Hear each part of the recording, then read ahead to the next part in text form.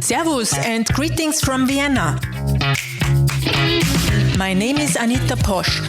Thank you for listening to Bitcoin und Co., my podcast that's introducing the philosophy, ideas and people behind Bitcoin. Bitcoin in Africa, the Ubuntu way, Part 3, using Bitcoin in Zimbabwe. Hello again, my dear listener. Whether you're a regular subscriber of my show or a new listener, it doesn't matter. I'm glad that you're here. If you're a new one, please take some seconds of your time to subscribe to the Bitcoin and CO podcast on your podcast player now. If you are a fan already, please consider writing a recommendation on Apple or Google Podcast or wherever you're listening to help other people to find my show. In the first and second part of this 6-part series, you heard about the difficult living situation, the hyperinflation, and about the multi-currency world that Zimbabweans have to live with since many years. In this, the third part, you will hear from 2 early Bitcoin adopters based in Harare.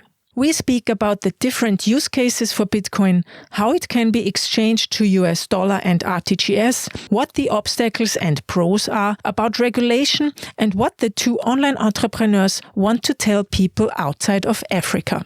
After the interviews, I will answer a listener's question about the possibilities for rural communities to use Bitcoin. If you too have a question, feel free to visit the episode page at bitcoinandco.com/en/Africa free. There you will find an audio recorder to record your question. This podcast special and my trip to Africa would not have been possible without my sponsors and supporters. I want to thank my sponsors first. Localbitcoins.com, the person-to-person Bitcoin exchange site founded in 2012. Local Bitcoins allows you to trade directly with another person. This makes the process customizable, lean and fast, as there is no corporate overhead. You can get your Bitcoins instantly. For every trade, localbitcoins.com offers escrow protection to ensure the Bitcoins and both traders are safe. Thanks to Shift Crypto Security, manufacturer of the hardware wallet BitBox02, to Peter McCormack and the What Bitcoin Did podcast, to Coinfinity, manufacturer of the card wallet, and many thanks to several unknown private donors who sent me Satoshis over the Lightning Network. This special is edited by CoinDesk's podcast editor Adam B. Levine and published first on the CoinDesk podcast network. Thank you very much for supporting the Bitcoin in Africa series with your work.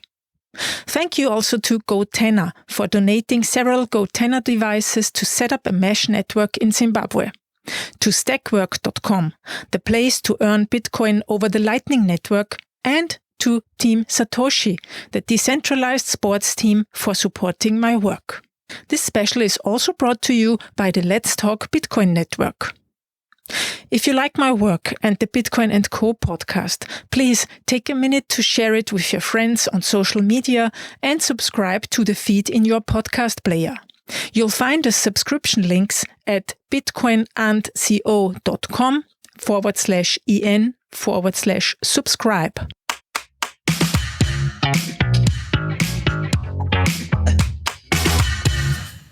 I am an internet marketer. I'm an online entrepreneur.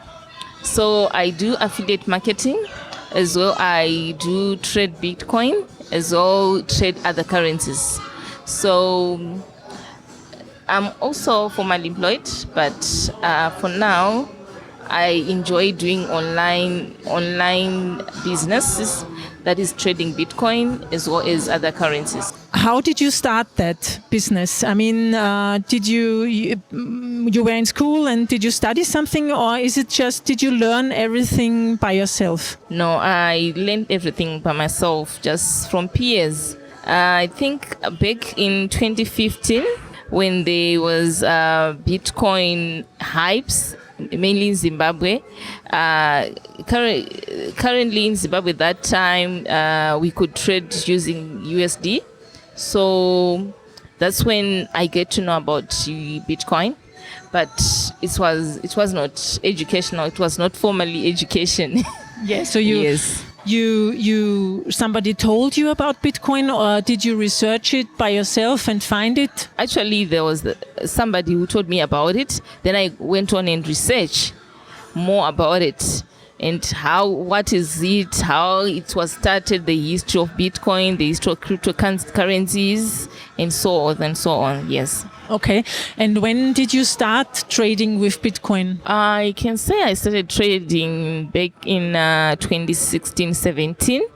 That's when I started trading, like online trading. Do you have platforms here in Zimbabwe to do that, or do you do this on other platforms? No, not in Zimbabwe. Yes, there was one company in Zimbabwe that whereby you can withdraw USD when you have Bitcoin, but it wasn't supported. It's not like there was support, like government support, or there was no support. So the company closed because of other things, mainly regulation. Yeah. Mm-hmm. But how do you do it then? Okay. In Zimbabwe, like we do have peers down in South Africa, in the UK, and everywhere. So how we trade Bitcoin is, when you do have Bitcoin, say in your BTC wallet, you can then give somebody who wants to trade in Bitcoin. We exchange like peer to peer. We send to each other, then the person can give you hard currency. Okay, so you know these people already, or do you find them on platforms like local Bitcoins or other platforms? Mainly you start knowing, I started knowing these people through hypes, if you know what I'm talking about. You know, those network marketing companies that said you can donate Bitcoin, then you can receive Bitcoin. So many people, so many things. But then we met under bad circumstances of Bitcoin, where people can actually, their Bitcoin can get stolen.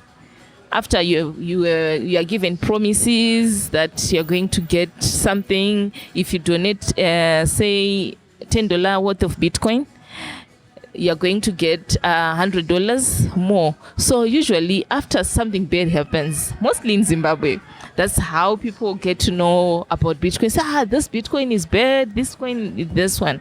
But no, then I started researching more about it. Now we know people who are genuine, who trade Bitcoin genuinely, only because there are no companies actually that really trade Bitcoin in Zimbabwe. Yes, there was, but they are not open enough to trade Bitcoin openly because there is no regulation around that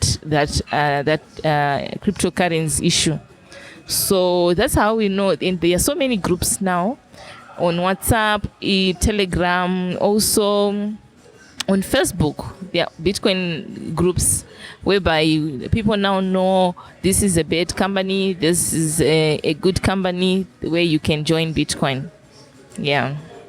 Okay, and if people here would like to get Bitcoin, how do they proceed? I mean, can they earn it in a way, or do they buy it for RTGS? How is this working? Okay, let me say, in Zimbabwe, when you want to trade Bitcoin into RTGS, that's actually, we do it the longer way. As traders, what we do is, when I do have Bitcoin in my wallet, besides the peer-to-peer, I take the Bitcoin to my Skrill account. If you know what Skrill. I've heard about that, yeah. Yes. Then if you put into Skrill, then you can take it to your FCA account, which is a USD funded account. So it's actually a longer process for us to then access the RTGS. You understand? Mm-hmm, yeah. So we prefer peer-to-peer here in Zimbabwe. It's actually easier and no charges, because the longer route, when you get your money into the bank, then the bank charges are exorbitant. Yeah. No one wouldn't like that. And you would get your Bitcoin also in RTGS. You will not withdraw in US terms. So there's so much regulation. Yes, there's so much regulation around that withdrawal in Bitcoin in Zimbabwe. So we prefer peer-to-peer. Which other use cases do you see for Bitcoin here in Zimbabwe than trading? I think it's easier because in Zimbabwe, we do have a currency issue. We are a multi-currency economy. So I think if we introduce Bitcoin, they're easier for everyone because you can trade in a currency in Bitcoin, which is a cryptocurrency that it's something solid. Yeah. So I think it's ease of doing business. Do you think that people know already that Bitcoin is more solid than maybe their own currency here? For some of us who have really researched about it, we know even the volatility around Bitcoin. We have been there. We know, just like any other currency in the world, that Bitcoin can go up and go down. So we're not afraid.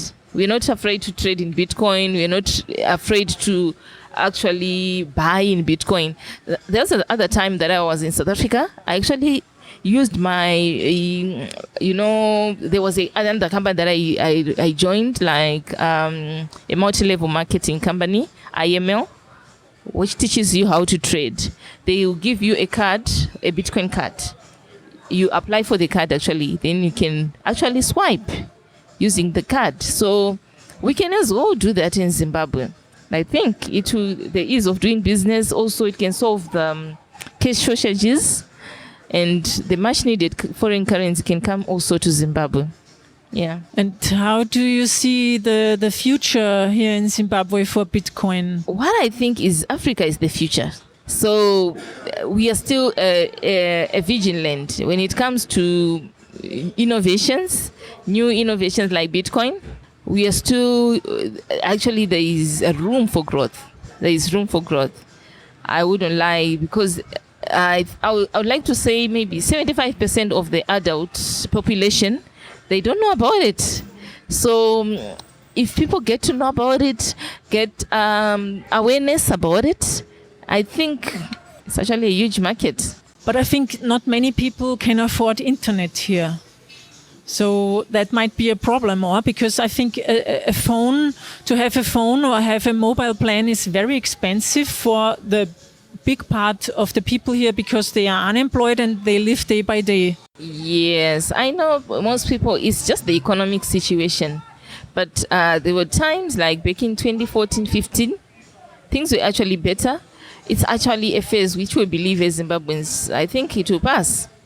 We believe things are going to be okay. It's only an economic situation here in Zimbabwe that is, everything is actually expensive. Besides internet, food is expensive, everything is expensive at the moment. But we believe probably if the right decisions are made, then I believe Zimbabwe can go far. Yeah. Great. And do you follow technical advancements in Bitcoin or other cryptocurrencies, or are you a user mainly? Yes, I tried to follow, but nowadays I've decided to say, let me stay in one lane. Because there were so many Bitcoin that were coming. There were a lot. Even in Zimbabwe, there was a Zimbo coin. If you have heard about it, yes, there is a Zimbo coin. So there were so many cryptocurrencies. I've been following people who brought so many other cryptocurrencies, but I decided, no, let me stay in one lane. Because like I told you, how we got to know about the Bitcoin, most people in Zimbabwe, they got to know through bad experiences, where then people went to the newspaper, said, I lost money in Bitcoin. So it was mostly bad publicity about Bitcoin.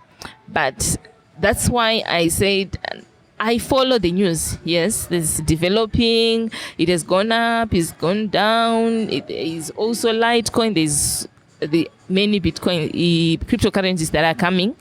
But let me say, I decided to just follow one path. Yeah. So you're interested in other cryptocurrencies, but as I understand it, you have your trust more in Bitcoin BTC than in any other. Yeah. Exactly.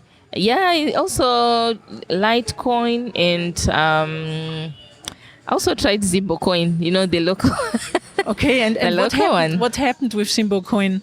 They're still crowdfunding. Yes, yeah. Yeah, but I always see the problem with these new coins or tokens is that you have a leader then, you have a company, you have a group of people who is behind it. Yes. And you don't have that with Bitcoin, it was like a genius, immaculate birth, And nobody can get hold of anyone. And with those coins, it can be seized, can be frozen. The company can close. Yeah, there's stress. You can trace somebody. If you lose money, you can trace down it to someone. But with Bitcoin, that wasn't. We believed, it was a belief that Satoshi brought the Bitcoin, but it's only a belief. We didn't know. We couldn't even trace it back to him. So it was just a belief. Yes, just like we believe in everything. Yeah. We all don't know who the founder of Bitcoin is. Yes, it's a belief, Do you think that if the Bitcoin price is rising again, then the hype comes, that there will be another bunch of new people coming into Bitcoin also in Zimbabwe? I think so. In Zimbabwe, let me say we take risks. Yeah, we take a lot of risk. So we jump into anything, especially the internet entrepreneurs, the online entrepreneurs in Zimbabwe. I've been in so many groups of online entrepreneurs. They follow each and every hype, especially if somebody says this is working and your mentor probably say this is working. You jump in, then if it fails, it fails. Because we have faced a lot of losses, a lot of say insurance losses. So much that we take any risk now. Yeah. Talking of risks, it's everybody knows not your keys, not your coins. You should hold your own private keys for your Bitcoin. Do you have something like hardware wallets here in this country? Can you buy hardware wallets here? Not that I know of hardware now. No, somebody tried it here in Zimbabwe, but I think it died a natural death. It wasn't successful. We do not have, you said hardware. Not in Zimbabwe, not that I know of. Okay, yeah. So you basically use your computer or your smartphone for a wallet. Exactly. You know a lot of online entrepreneurs, internet entrepreneurs. Yes. And are there also a lot of developers here? People who are doing programming and stuff? Yes, they are. People who do web development, like languages, like programming languages. Yeah, they are. There are a lot of them. We actually have universities, they have colleges that teach all of that. And do they work internationally, like living here and work for companies abroad? Yes, most people usually relocate, but they are online entrepreneurs that I know. Say we do have a company called AfriBlocks, if you have heard about it. It's actually an innovation whereby I think it solves unemployment issue in Zimbabwe, whereby web developers, people with so many skills, web designers, they are graphic designers, also writers. They have so much skill here, but there is high unemployment rate. So it's actually solving that issue. So I know a lot on that platform actually. Particularly on that platform, we do have a group of people who have done so many jobs outside internationally, but they are here in Zimbabwe. Yeah. And do you know how they get paid? Do you think they use Bitcoin? Yes. Actually, I did a job, I think twice or 3 times. I was paid through Bitcoin. It's easier. There are no over here. There are no charges whatsoever. You just receive your Bitcoin and that's it.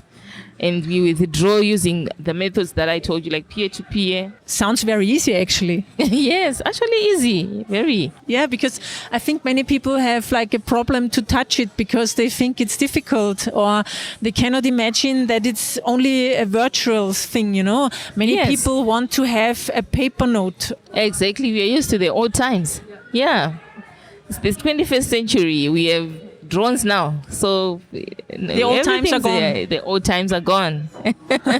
Yeah. Do people ask you, how do you use Bitcoin? Can I do it too? Yes, my friends actually. My friends, they say, what exactly is it? What? I don't understand. Most times I send them information. I send them PDFs to read. They don't read at their own risk. So usually they ask me, what is this Bitcoin? Then I send them information. Can you send them videos too, or are the internet connections so bad that they can't view YouTube videos, for instance? Yeah, for YouTube, most people, they don't use YouTube because of internet, how expensive internet is. But fortunately for me, I do have access to cheap data, actually free data. So I get to do a lot of things. I get to discover a lot of things. What would be better ways for people here to produce educational material for them? Because in Europe and in the US, everybody has YouTube, because there's no such thing as a problem with internet connection most of the times. And what would be a form of learning material for people here that would be easy consumable too? Because as I've understood, you said you sent them PDFs, but they don't read them. Or do they? Maybe the easier form to send information in Zimbabwe, usually most people use WhatsApp and Facebook. If you post a video on Facebook, probably a 5-minute video, people they look into that. So it should be short videos. Short videos. Use Facebook or WhatsApp also. Yeah, WhatsApp. People, they do use WhatsApp. Do people here also use Twitter? They do, yes, they do. But here in Twitter, they say they are for the nerds, for like the upmarket, Twitter, they say it's not like for everyone. Not everyone is on Twitter. I understand. Yeah, I understand what you mean. It's the same. It's the same in Austria. Yeah, not everybody's on Twitter. Yeah. And what would you say should foreign people like me or companies do differently in Africa, or what could we learn from you? As Africa, I think we are, as a developing continent, there are a lot of things that are in the developed countries that are not here. So I can say for Zimbabwe, culturally, people, they are willing to learn. Most people here, they believe in good things. They have hope. So I think in Africa, and they are hardworking. So much that if you bring something innovating, something good that can solve unemployment, something that can solve youth problems, that can solve energy problems. I think Africa, you can learn the goodness of the heart of the people of Africa. That's number one. That I guarantee them. Yes, there are instances that prove otherwise, but generally people of Africa are hardworking and they believe in innovations. They actually hope for the best things to happen here back in Africa. So I think if there are innovations, say, that can solve money problems, because in Zimbabwe it has been about money. It has been about currency. Through the past decade, it has been about, we do not have a Zimbabwean dollar. We've gone through so many currencies. We're the only nation that has used billions as a nation. So cryptocurrency coming to Zimbabwe, I think it's an innovation that can really change a lot. Do you think that Bitcoin can help communities here? Yes, it can. It has the success of an innovation. I think it helps the community. I think if Bitcoin, there is investment in knowledge, there is investment in awareness, there is investment in free knowledge about it, then people can really come through to invest in Bitcoin. They can come through to even use it. Bitcoin is a good thing, but it needs to, as Zimbabweans, there is need for us to preach the good about it. What I hear is it would be great, or it could be a possibility to support African nations, African people in education about cryptocurrencies. Exactly. Yeah. Even how to mine. People, we know there is mining, but I do not know exactly. Does anybody mine here? No, electricity is expensive. We will not be able to do that for now. I also always think that countries like Zimbabwe are a much better place for Bitcoin usage because you have this bad money. Yes, we do have a currency problem. It's been more than a decade actually with a currency problem. It's a multi-currency system which we can as well introduce the Bitcoin. But do you think that government will regulate that, like forbid it or regulate it down, like they did with this one platform? I think the government, it's only, let me say from my observation, is the government only deal with reviews.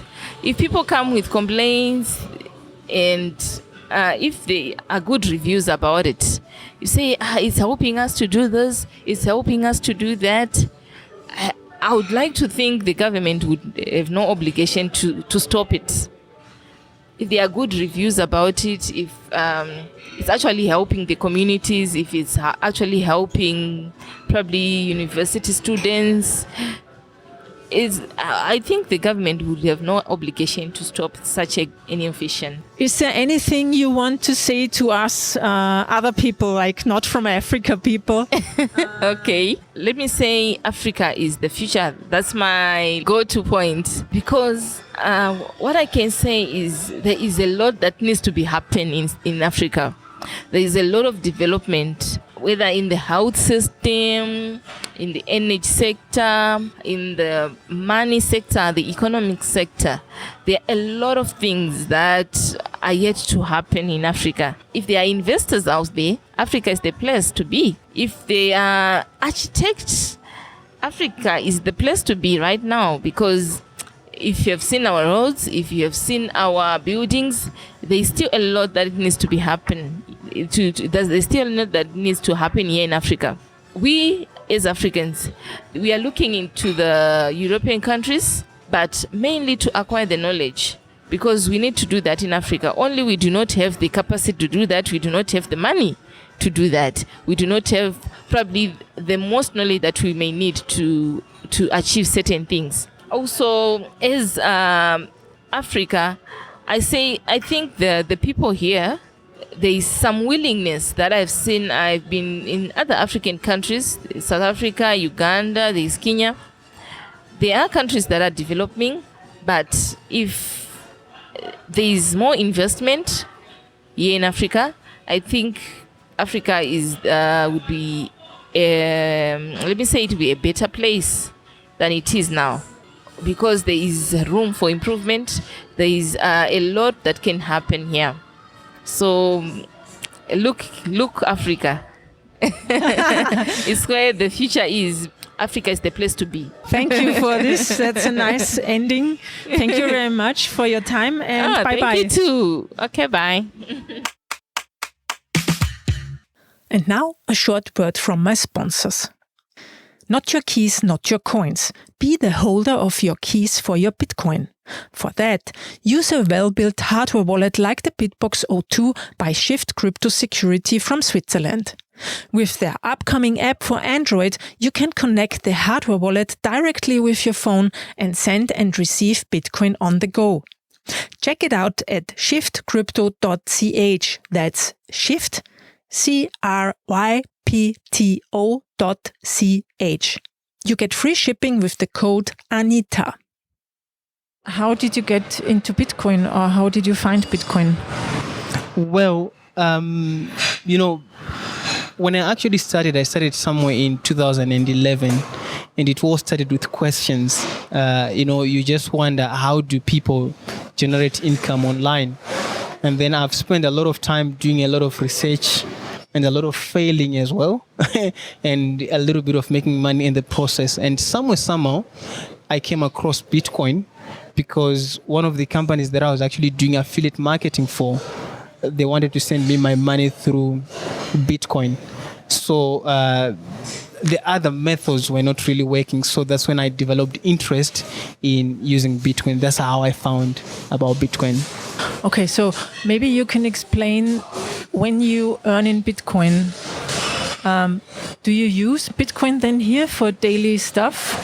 Or do you have to exchange it into Zimbabwean dollar or US dollar? How do you do that? Okay, so if I earn Bitcoin, say I promote something on the internet, I get paid in Bitcoin, I cannot walk into a shop or any company to buy using Bitcoins because a few companies here actually accept Bitcoin. If none, maybe 0 companies actually accept Bitcoin as a form of payment.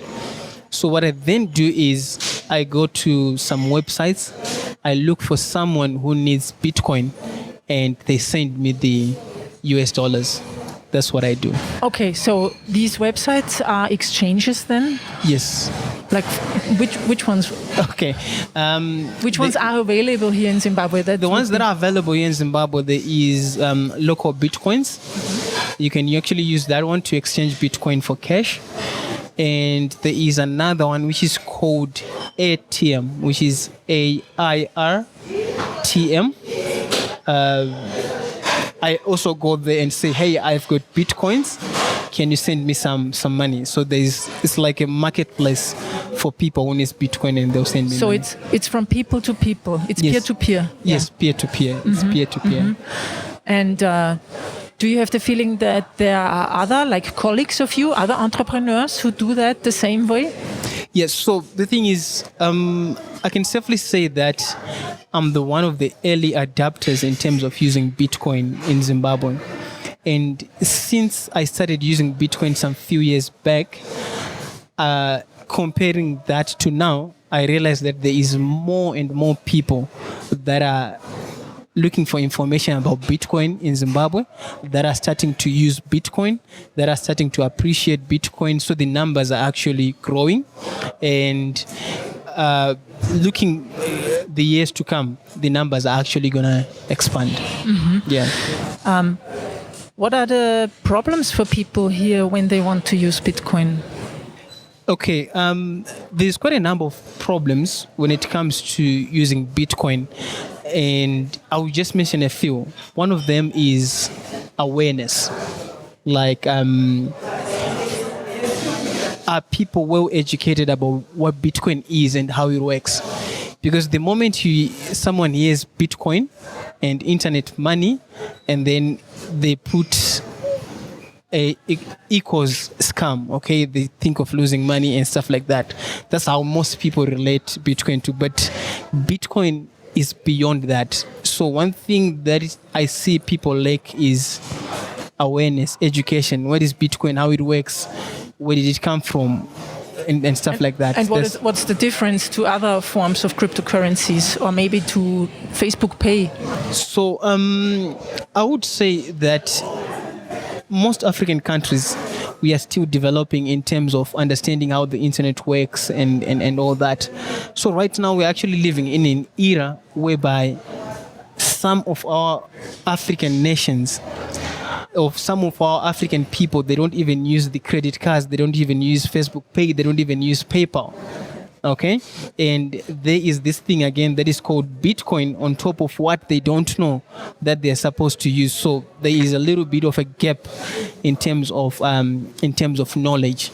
Some people use Visa cards. Yes, for those that use Visa cards and PayPal mostly, they are quick to understand what Bitcoin is all about. What do you think are the use cases for Bitcoin here in Africa or in Zimbabwe? Let's start with Zimbabwe maybe. Okay. I foresee, if I can walk into the future, I see a lot of people actually taking the Bitcoin method. It's because of, number one, our inflation rate.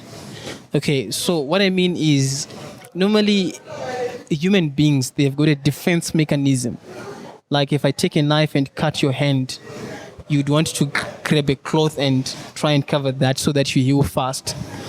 So if people get to a place whereby they are not comfortable, they try and look for solutions. Okay, so with our inflation rate, some other people can actually use Bitcoin as method to save money. Like, okay, if I have my $100, instead of keeping it in the bank, I'd rather keep it in the Bitcoin value. I see people doing that.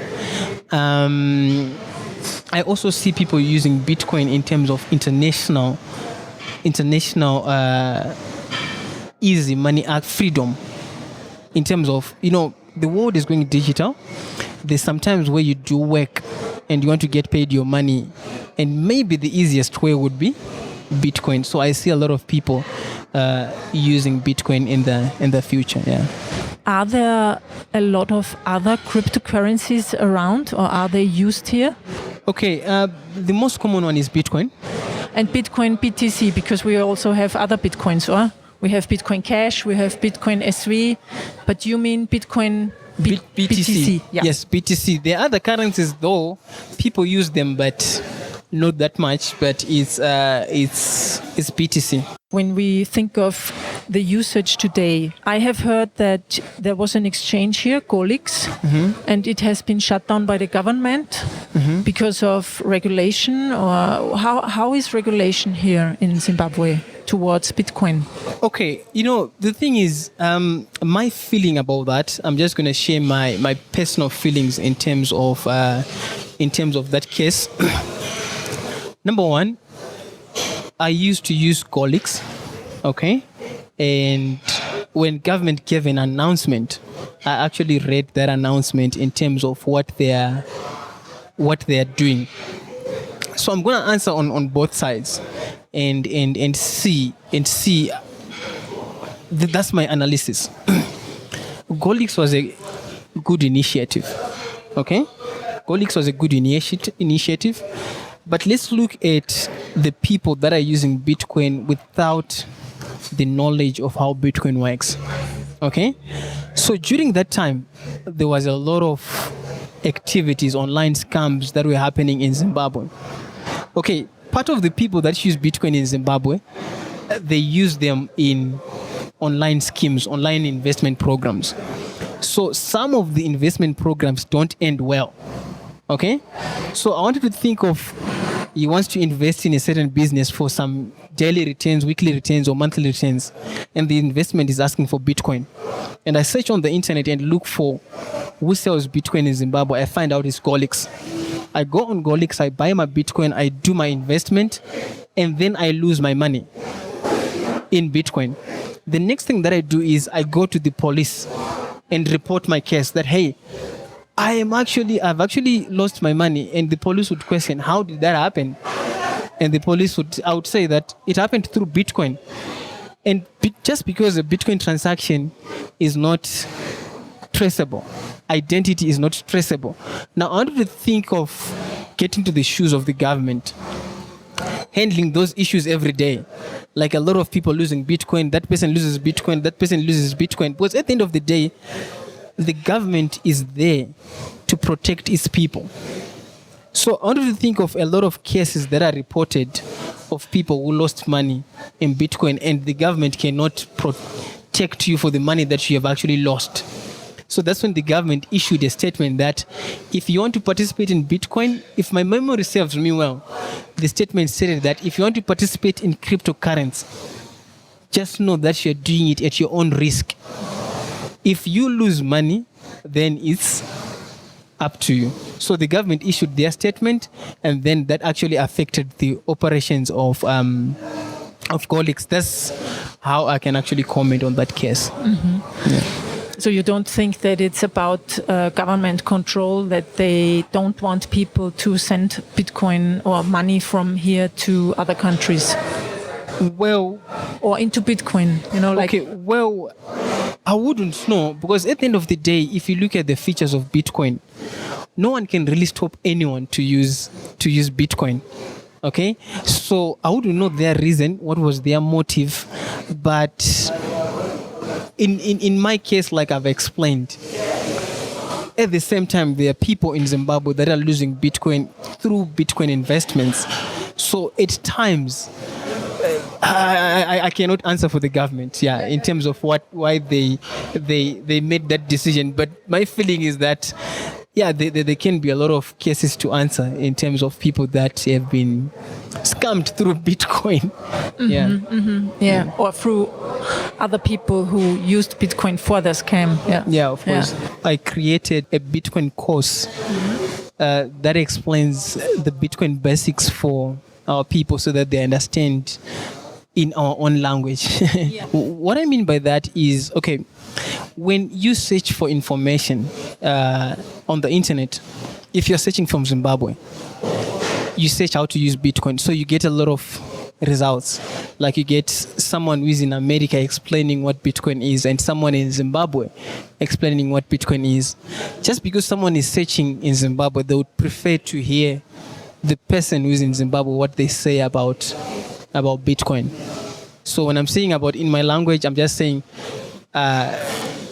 getting people to understand Bitcoin from a Zimbabwean perspective. What's the difference in the Zimbabwean perspective to our or the Western world? What would you say? What is the cultural difference? There is no cultural difference because the lessons are conducted in English, so everyone would understand. But there are some use cases that you learn from the Western world that don't apply here. Okay, and which ones are that? For instance, if you want to buy Bitcoin with a credit card, it's almost impossible to do that in Zimbabwe. So you can listen to a Western video saying, hey, if you want to buy Bitcoin, go to this website, use your PayPal account, use your credit card, use your Visa card, and stuff like that. But when you come to do that in Zimbabwe, it won't work. It won't work that way. It won't work that way. So that's what I mean. That's what you mean. Yeah, so I'll be explaining what works in Zimbabwe. Other methods of doing stuff. Yes, other methods of doing stuff in Zimbabwe. Yes, that's what I explained. So what's the recommended way to get to have Bitcoin here in Zimbabwe? Well, people, they've got different ways to get Bitcoin. I know to some certain extent. I just don't know everything, and I just don't know what everyone is doing to get Bitcoin. But there are people that are doing online forex trading. And those people, they've got access to Bitcoin. There are people that are doing anything to do with online stuff. They can actually get paid their money in Bitcoin. And other people are doing online investments, and the people are doing quite different things. Like in my case, I do some sort of work online, my affiliate marketing that I do. I just prefer to get paid in Bitcoin. That's what I do. And it may be different from someone else. Myself, I do affiliate marketing. Others, I really don't know what they do to get Bitcoin. Are there any things that are missing here that we and I mean the Western world in that way could support you? Like that more people might use Bitcoin maybe, or more people are educated? Or what do you think is needed that people not only feel the pain, but maybe also proactively realize, okay, there is something and I can use it? I've seen the Western world expanding their businesses into other countries, into different countries using Bitcoin. Because in countries where there are cash restrictions, they can actually expand. They've been expanding their business and accepting Bitcoin as a form of payment. So what it simply means is, let's say I need a service from another country. I can as well pay for that service with Bitcoin.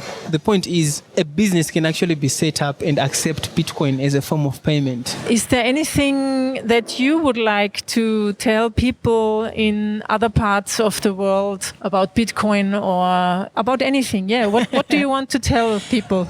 Okay, basically I have got two messages, maybe to our people in African nations, that Bitcoin comes with great rewards.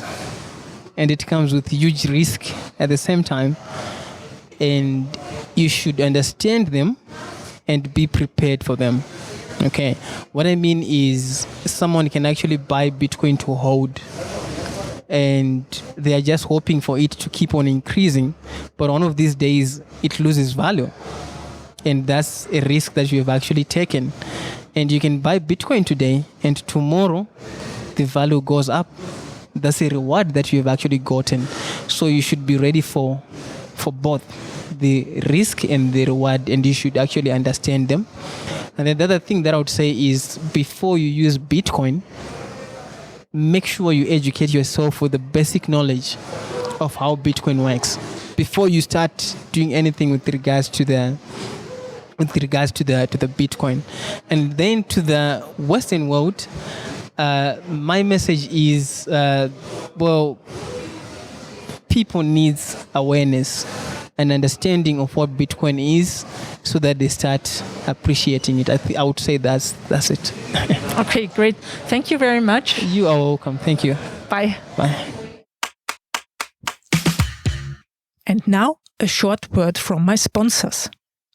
The card wallet is the ideal solution to store your Bitcoin keys in the medium and long run. No software updates needed. It's 100% offline. It leaves no traces on the blockchain if you give it away as a gift or inheritance. With the card wallet, you'll get one Bitcoin address. You can send Bitcoin to it whenever you wish, and all you have to do is to store it in a safe place. That's it. The manufacturers are the Austrian State Printing House, which is also the producer of Austria's passports, and Coinfinity, Austria's first Bitcoin broker. Order your card wallet at cardwallet.com/Anita and get 20% off the price. So after the 2 interviews with those Bitcoin pioneers from Zimbabwe, I'm going to answer a question of one of my listeners. Hello, Anita. I wanted to ask a very basic question. I've only just stumbled upon your Bitcoin experience in Zimbabwe, in Harare and Botswana. I just wondered if you could help me to understand how this can be applied in a very, very basic fashion in a rural area where there is difficulty getting commodities, but there is a lot of industrious people, industrious in the sense of farming. How can this Bitcoin be of a unifying monetary system for everyday use? Please, can you respond to that? Thank you. Hello, thanks for your thoughtful question. Yeah, I can see some use cases for Bitcoin for communities in rural places too. For instance, as you've heard in the interviews before, you can use it as a store of value. Although I understand that it might be difficult to save when people need all the income they have for food and basic things, the community could save money for the longer term. You do not have to buy a whole Bitcoin to save it. You can start with a fraction of a Bitcoin. If your local currency is more volatile than Bitcoin, or it is in inflationary mode, then this could be an idea to save your money in the long term. Another use case is sending money inside and outside of the country to buy machines or for remittances. Bitcoin is a global money. There are no borders or restrictions for sending or receiving it. If the community needs new machines or a borehole, then it is possible to pay for that abroad with Bitcoin. If the community wants to sell its products, it can receive Bitcoin too. There is no bank approval needed. You'll have less transaction costs, and the payment is settled much faster than in the traditional banking system. You could also use Bitcoin inside the community as a medium of exchange. Or you change it to US dollar or to airtime for your phone with a service called Bitrefill, for instance. Or you exchange directly to local currency with another person over a platform called localbitcoins.com. As I assume that people in rural communities currently exchange money like US dollar, rand or pula to local currencies too, I'm sure people will find a way to exchange Bitcoin as well. The basic things you need for a start: an internet connection to install the wallet and for the moment in which you want to send Bitcoin, and for a short moment to see if you have received a Bitcoin transaction. You have to install a Bitcoin wallet like the Blockstream Green wallet on a mobile phone. You'll find the Blockstream Green wallet in the Apple Store or on the Google Play Store. Write down the password for the wallet on a piece of paper. It's 12 or 24 English words. They are called seed or backup. You'll get that inside the wallet software. Write down the words in the given order.